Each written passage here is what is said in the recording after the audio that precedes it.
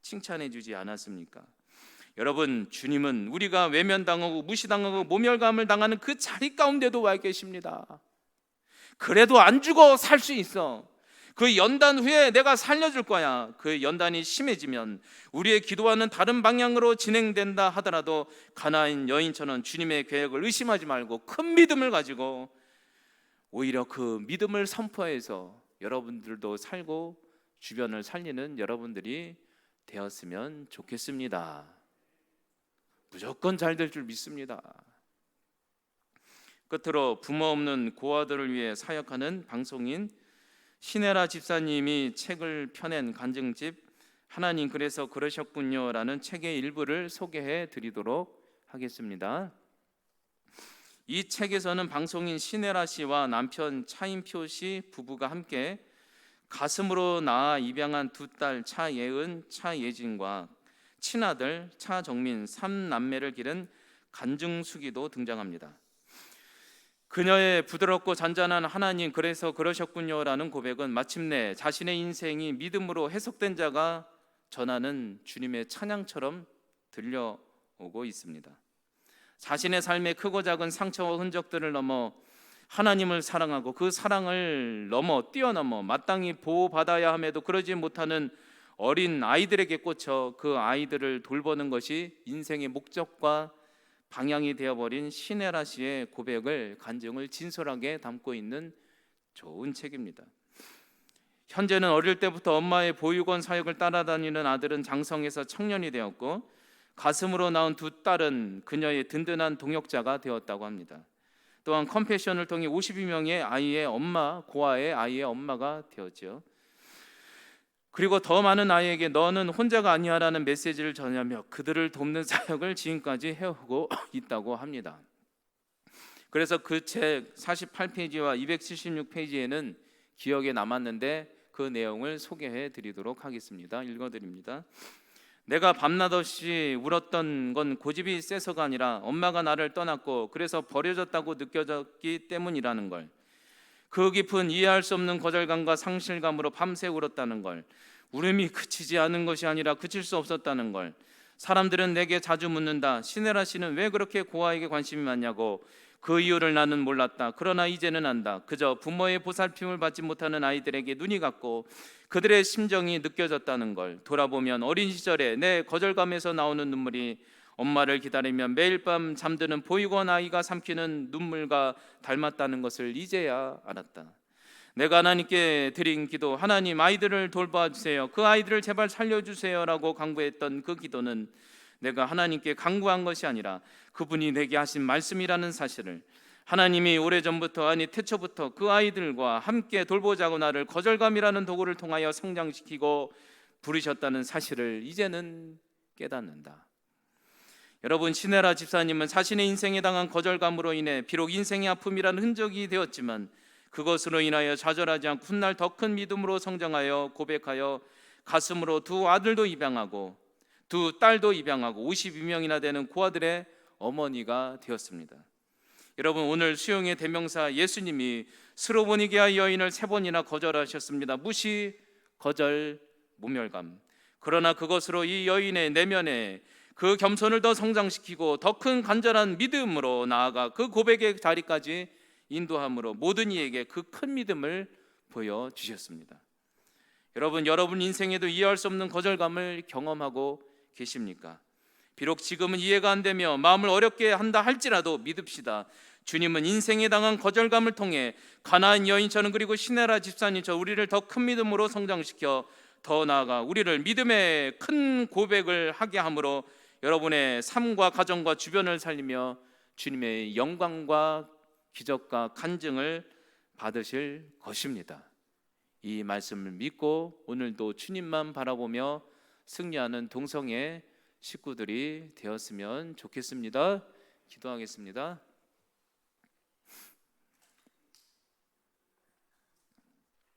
아버지 하나님, 오늘은 큰 믿음에 대해서 주님께서 말씀해 주셨습니다. 스로보니게아 여인, 하나님 아버지 가나안 여인, 이방 여인임에도 주님께 강구했는 대로 반대로 되어가는 상황, 모멸, 무시, 거절감, 이 모든 것들을 뒤로하고 그래도 주님만 바라봤던 큰 믿음의 소유자 가나안 여인. 하나님, 이 여인의 실존적인 모습이 우리 동성 식구들의 모습이 되게 하여 주시옵소서. 그리하여 사단의 속임 가운데 나를 미워한다라는 사단의 속임을 하나님 예수 이름으로 끊게 하여 주시고, 주님의 사랑으로 큰 믿음으로 고백하여 인생을 살겠노라 다짐하여 승리하는 동성의 식구들이 되게 하여 주시옵소서. 예수님의 이름으로 기도하옵나이다. 아멘.